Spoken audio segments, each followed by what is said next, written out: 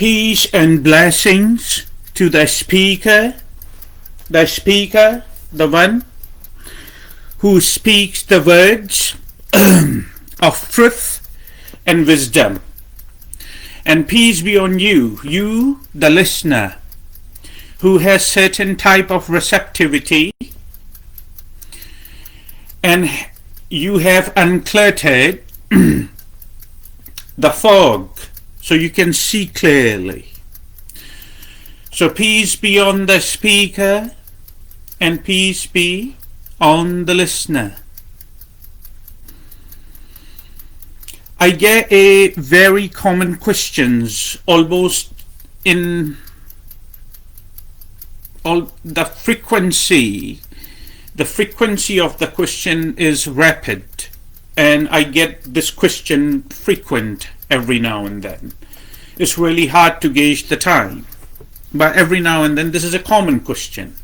This common question has been pondered in different philosophies. This common question has been pondered in different religions, different cultures, different countries. One way or another, this common question has been addressed. However, there is no right or certain definition of this common question. But one can only inquire. I hope this video is clear. But one can only inquire in it, and we are going to do it together. I'm going to do it with you. There is no one superior here. People understand sometimes, and they call me Swami in their inquiries, which is a Hindu holy man, or more like a teacher. However, I'm not teaching you anything new. I'm just telling you what you already know. I'm the guy who's clearing the fog and bringing some clarity in your perception. So again, when you come in my presence and you watch me speaking, the only thing I want from you, I don't need your money, I don't need your attention, I don't need anything from you at all. The way I look at myself, I'm totally fulfilled and completely at peace. I don't need anything from you.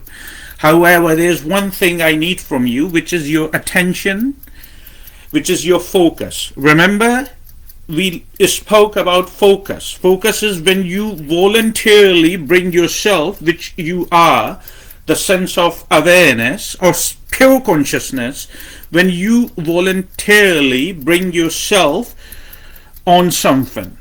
That's attention is. So right now, the only thing I ask from you is the attention, your attention and your focus, without the thinking or thought conundrum or the thought circle, without all that. I just need your focus. That be with me, because I approach one subject or one topic for numerous different ways. And if you hear my words, or if you pay attention to my words, but I'm sure you do, then everything is interconnected. Everything has significance, everything. And it's interconnected. And you would only realize that when you pay attention and your focus with me is intact. So this question I have answered in the past, in the post, but that was a written post. Basically, I wrote a small paragraph, or more like an article, on this particular question or on this particular inquiry. However, this time I have decided to do a small video or a retreat so I can share on the media, so all people or a lot of people can comprehend what they are inquiring about, what they are interested in, what they are inquiring about, and what they are interested in, and what they want to know. Bring more clarity again. So the question is simple, that is there something as bodily demise? You understand?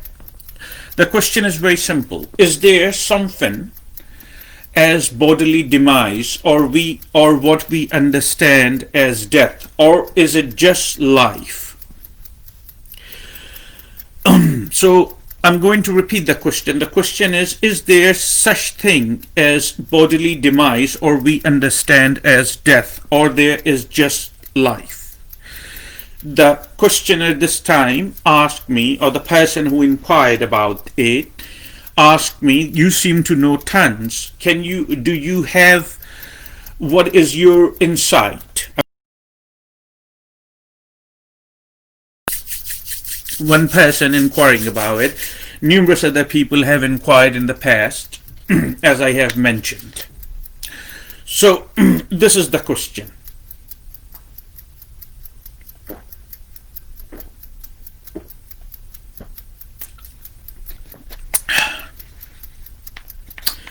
That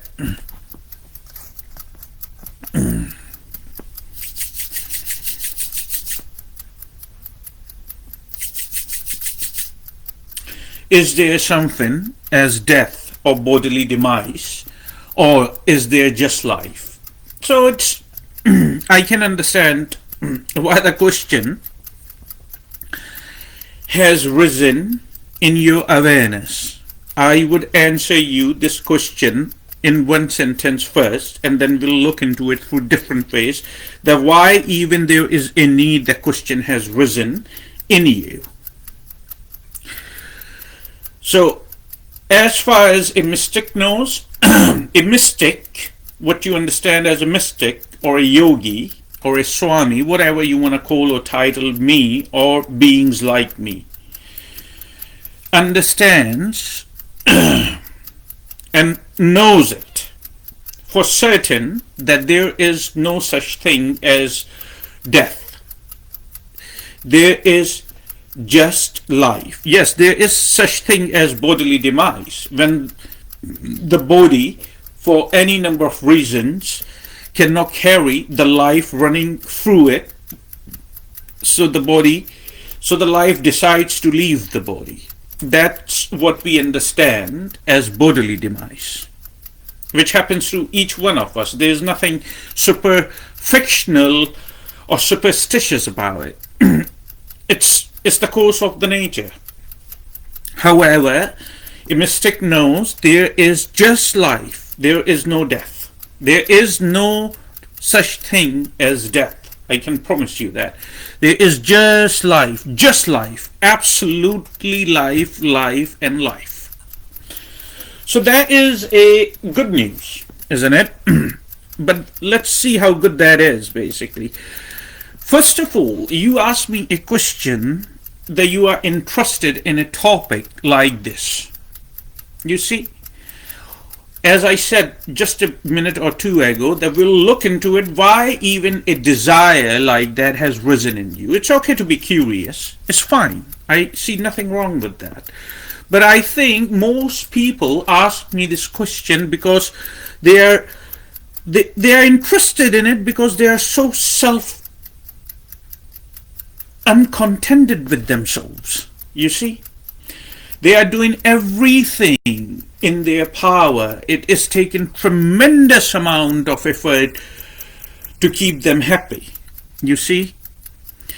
Something like this. Shh. Everybody quiet. Humans are surviving. It's just a joke. Don't take it serious.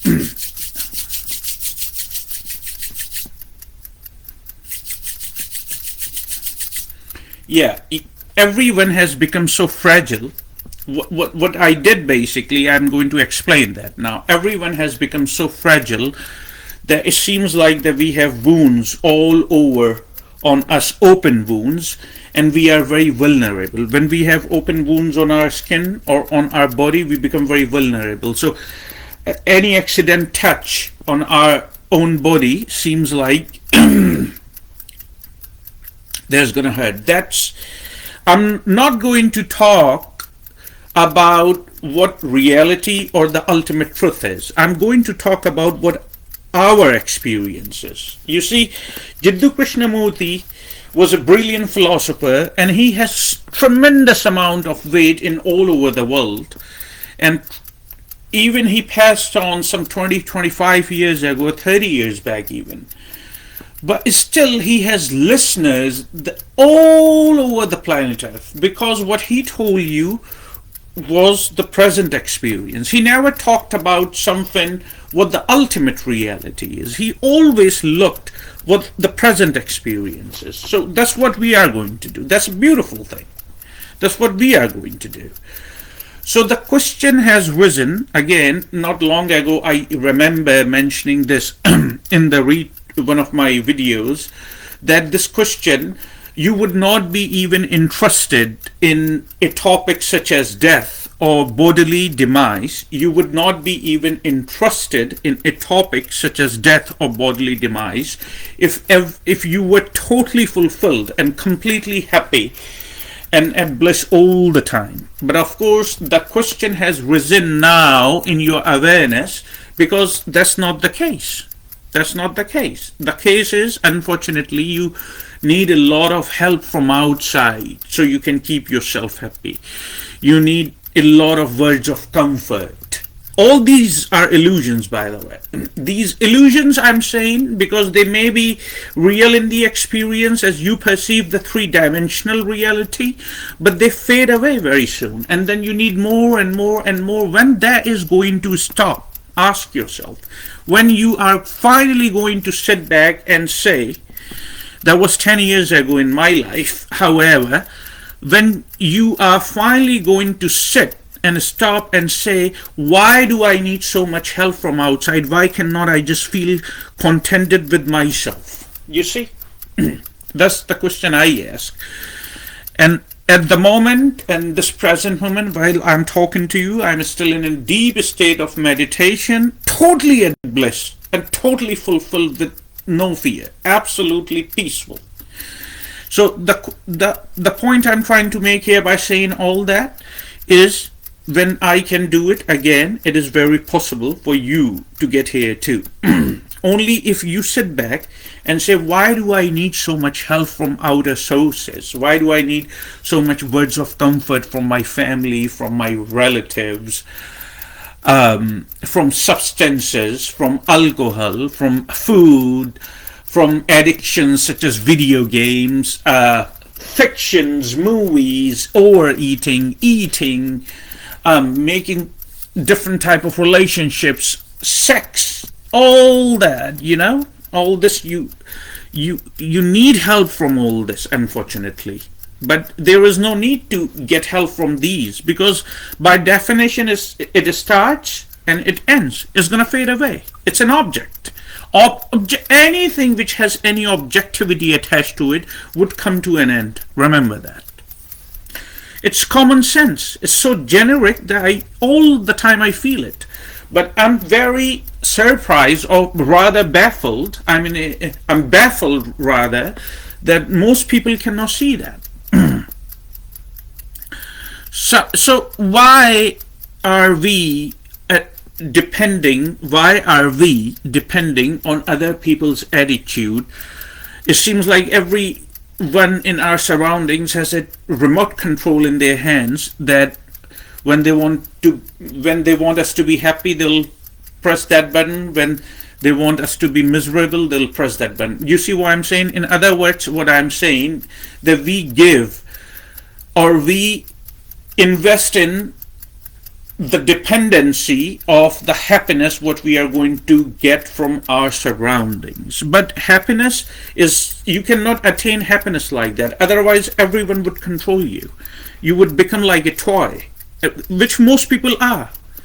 When I have a communication, when I sit with these people, when I talk with these people, they look at me and I look at them, and I am seeing through this person. Literally, I'm seeing through this person. If that was not the case, it would reflect in your communication. I mentioned that, but I don't see that. I see somebody at least trying or making an attempt to put a smile, which is something. I'm not discouraging that, but I want you to have a sense of happiness and fulfillment and complete peace all the time. not that you are struggling, because happiness is not something that you do. Happiness is your birthright.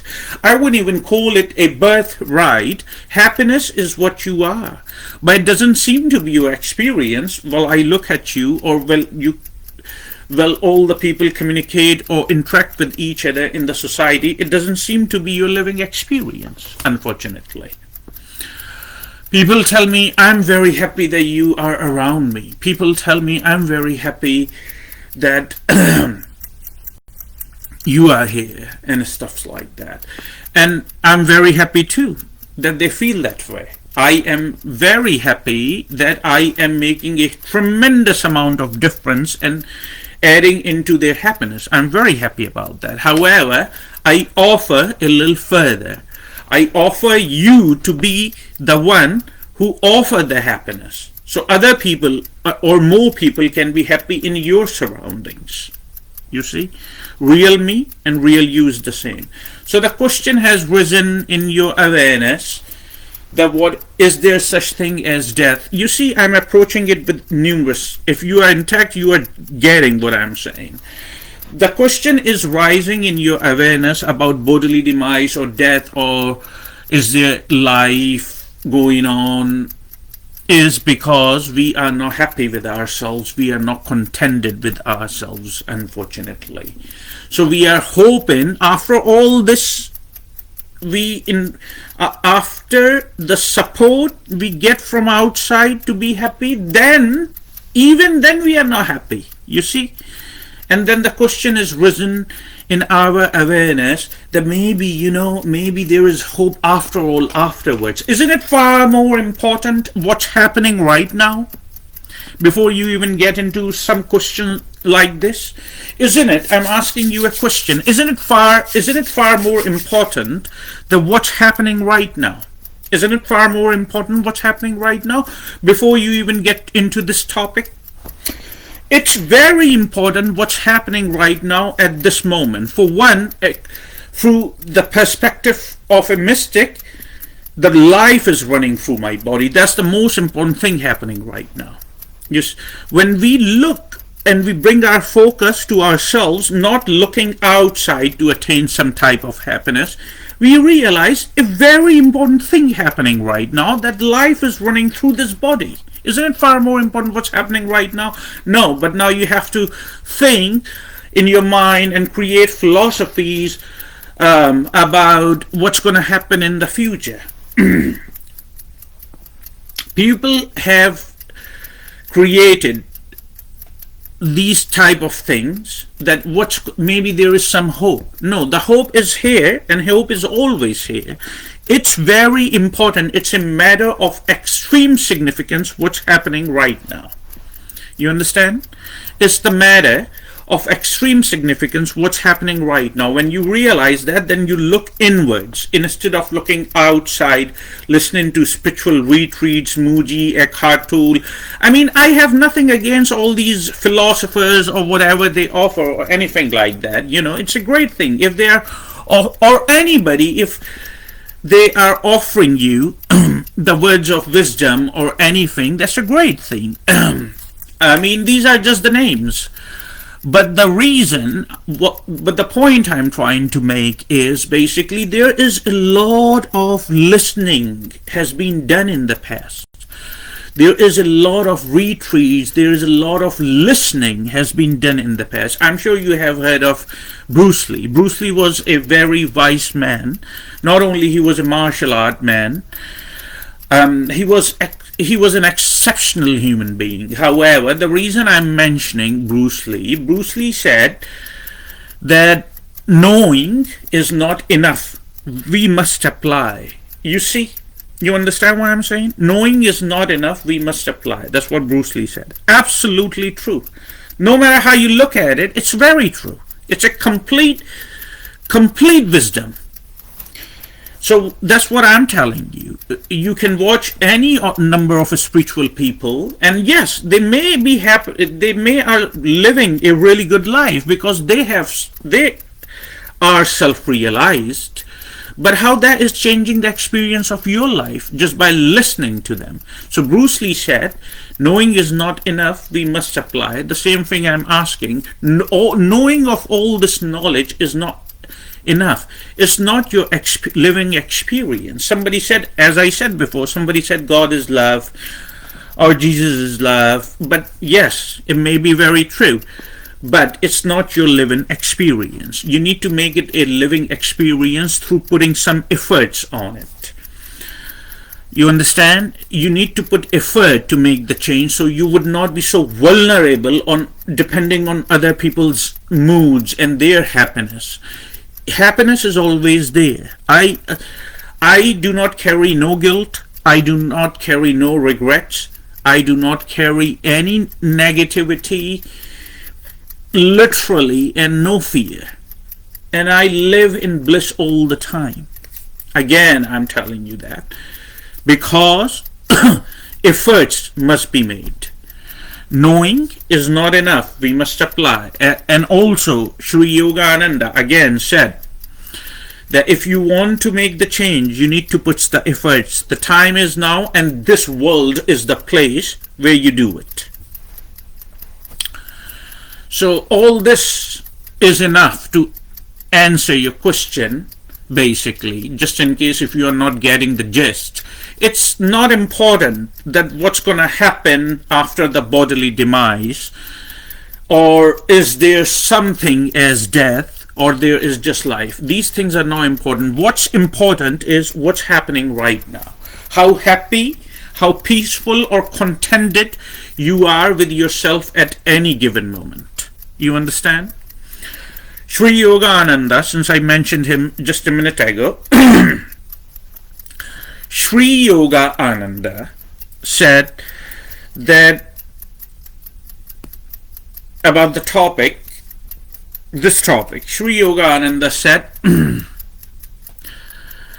that do not understand death or bodily demise as something superfictional or something superfictional, that there is hope afterwards. That's what Sri Yogananda said. Sri Yogananda said, do not understand it in that way. That something miraculous is gonna happen afterwards. Sri Yogananda said, if you live your life as a thief, if you live your life as a person who does the gossips, initiates the negative energy and puts negative energy around them, just merely by dying, they do not turn in angel. There is a very realistic way to look at what is death or bodily demise. Yogananda said, if you live your life like someone who starts gossips, someone who spread rumors, someone who has demented intentions, you see, if you live your entire life like this, you do not turn into an angel merely by dying. Nothing changes.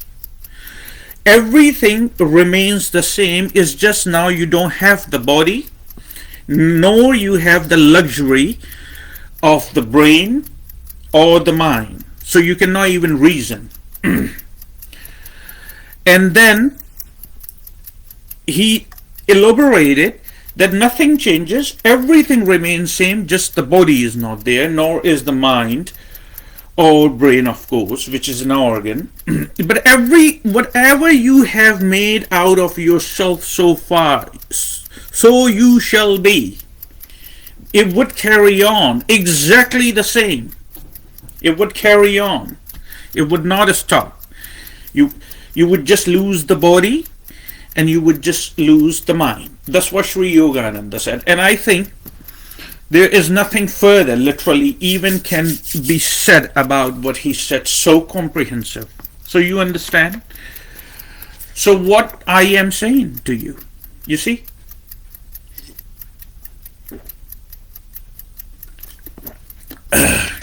what I'm saying to you, in other words, it's not important to think about all these things, but what is important, that if you think, if if you look at yourself, whoever you may be, whoever, I'm just talking to all the humans, if you look at yourself and you see that you are not happy and you are not contented with yourself, stop looking outside, look inwards. And how do you do that? You make time. You take a step back and you reevaluate yourself. What am I doing with my life? This is a carnation I have been given. And the sole purpose of this carnation is to find happiness without any outside help. The sole purpose of this carnation is to find fulfillment. You understand, of course, I speak fluent English, and you understand the meanings of the word fulfillment. So the definition of fulfillment, a more realistic definition of fulfillment, is that after which there is no further search necessary of any type. If I sit here, watch this.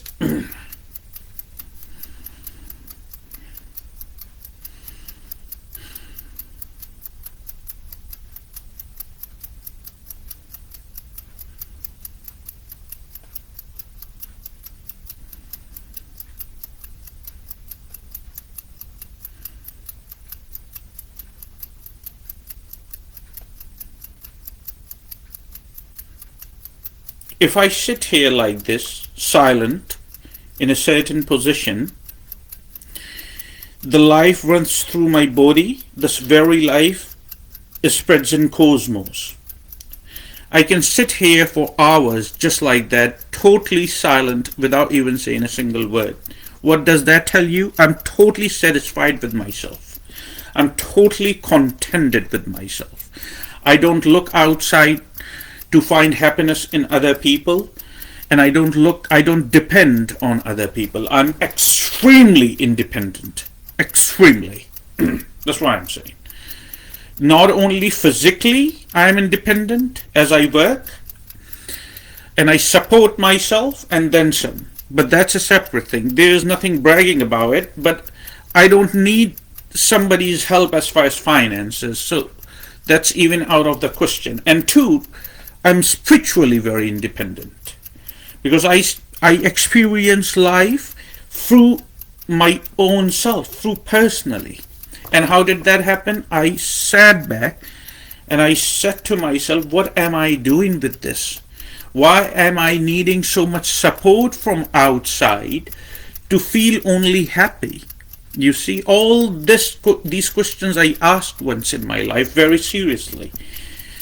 And then I gave myself to the truth. There are other people who are more like masters. You see, there are other people who are more like masters, like the mentors. Their word of wisdom is beautiful. But you do not just believe the person. You look at the word of wisdom and you see, is it practical for me if I adopt this?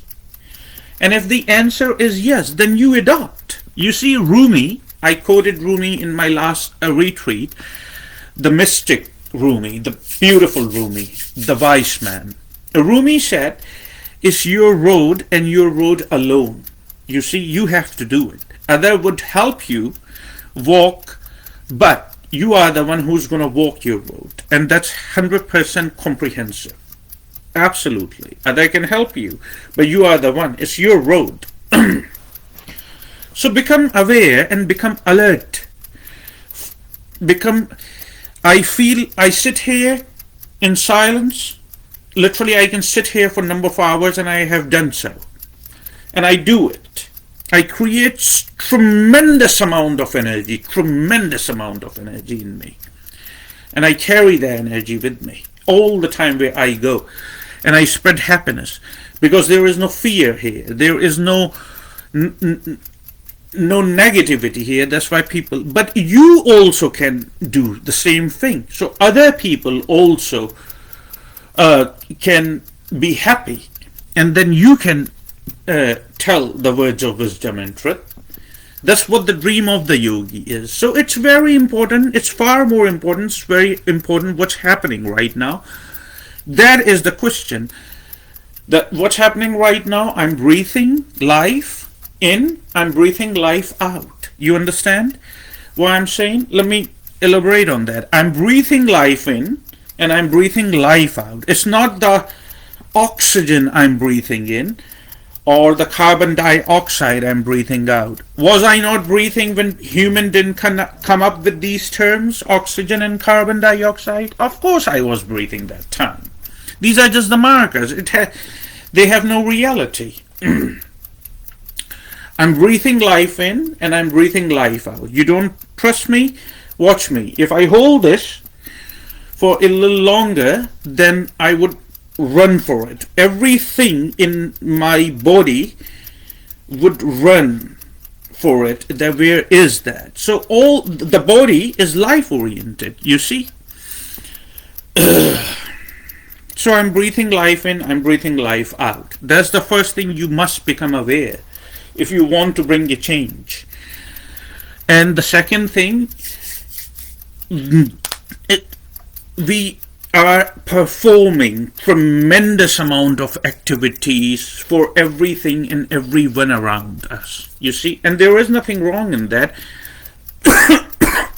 Life needs involvement. That's how we shed the negative karma, and it's an absolutely beautiful thing that we are involved with other people. I would absolutely encourage that. However, there has to be time in your day solely for yourself. I don't know how much time I have, because I would go in a private session soon. But anyway, I have a little bit of time. There was a man in ancient India, and that man he was more like a sage. He was very wise. The magnitude of his wisdom was very high. He knew things without thinking, and he was very wise, brilliant man in ancient India. So before British Raj, the Indian subcontinent had different places where there were Rajas and Maharajas. I'm not going to get into it. You probably know it already or look it up. This is not the topic I'm discussing here. So this particular man, of course, became known for his wisdom, and one Raja, who was like a king, he said, maybe I can use his wisdom to make right choices and decisions for my, kingdom. So he brought the man in and he said, can I use your wisdom? Humbly asked the man. And the man said, to make the good choices for the kingdom. And man said, yeah. Because man was spending time in forest where the caravans were traveling and all that. And they were asking every now and then about his wisdom and suggestions. So he would give, that's how he became known. So anyway, long story cut short, the Raja brought him in. They came to an agreement. You see, they came to an agreement mutually.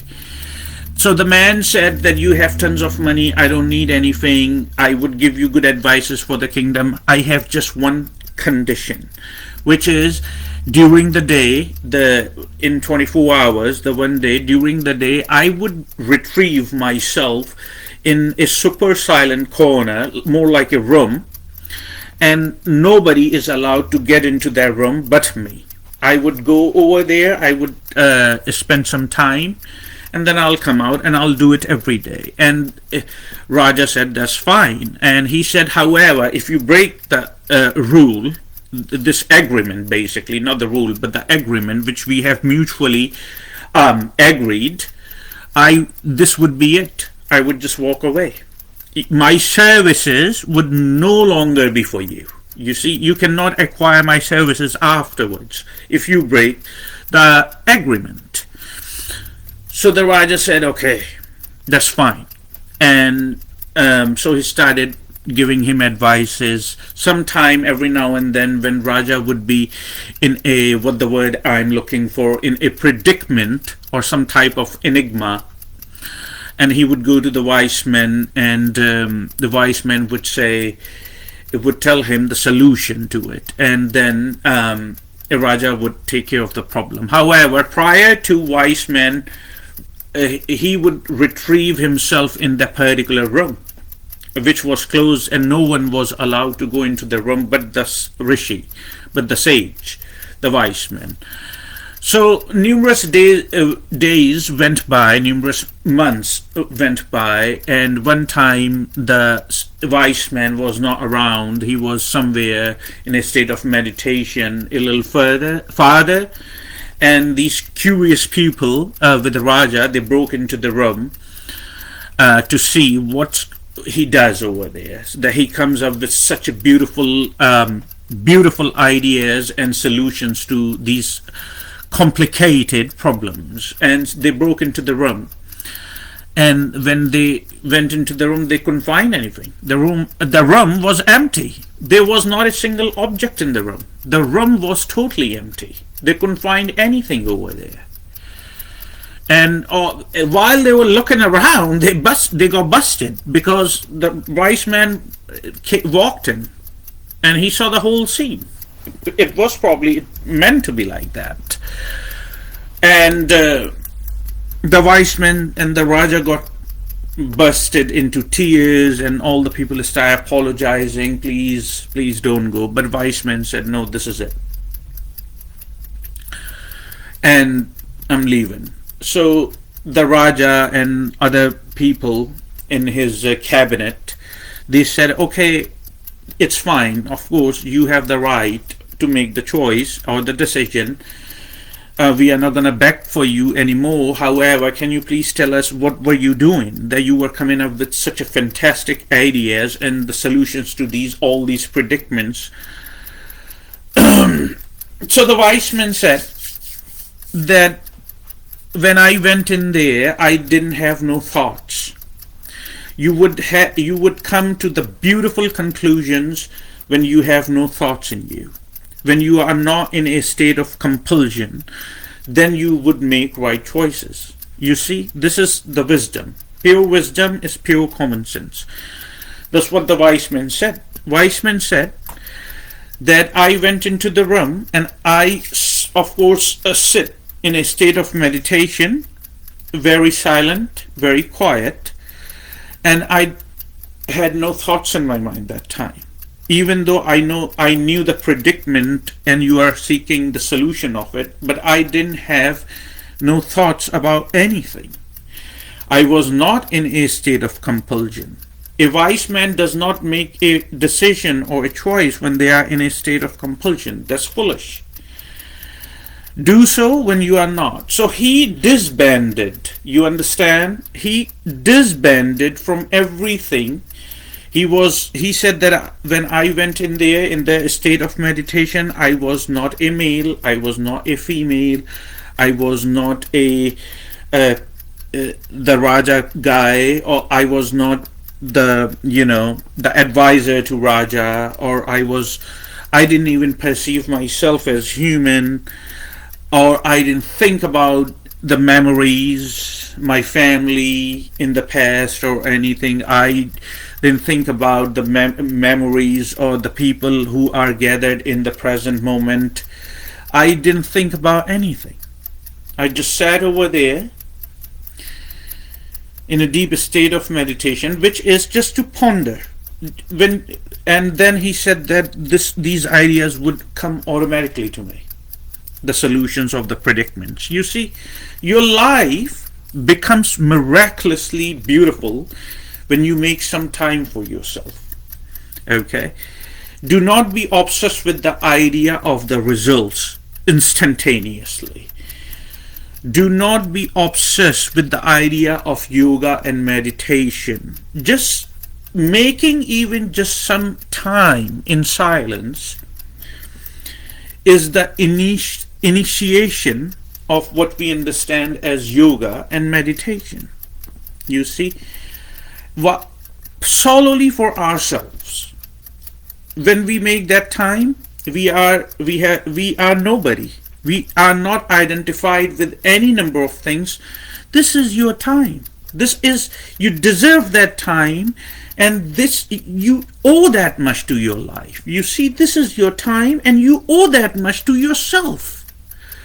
You do tremendous amount of activities for everything, and I said there's nothing wrong with that. Life needs involvement, but you can do it even at its best when you are making time for yourself for some time. See how much energy you would create.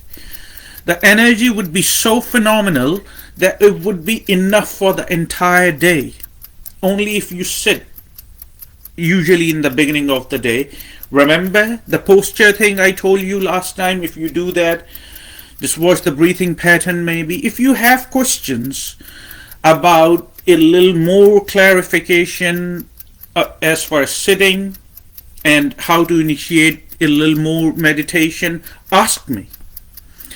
If you are shy, private message me. Okay, ask me. If you are shy, private message me or comment here.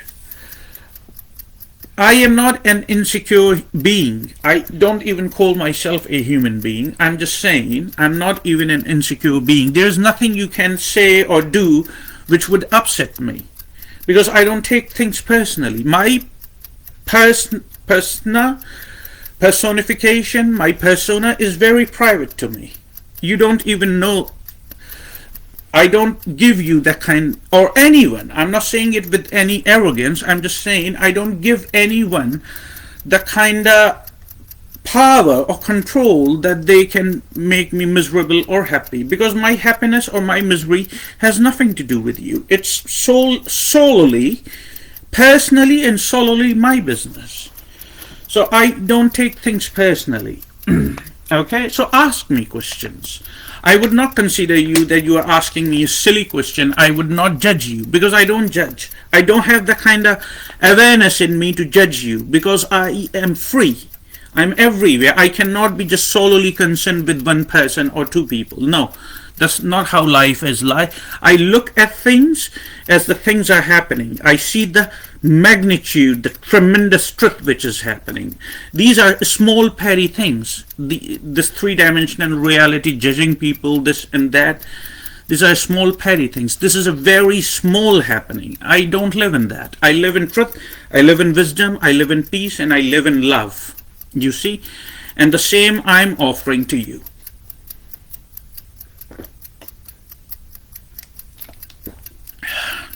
You see how much energy I have? And how is that possible? How do I do it? I do it through my dedication. I do it through my devotion to the practice. Dedication, devotion, doing the right thing. Right thing means I don't get involved in judgments. I don't get involved in gossips. I don't get involved in backbiting to betray people. I don't get involved in fear or insecurities. These are small things. They have no meanings.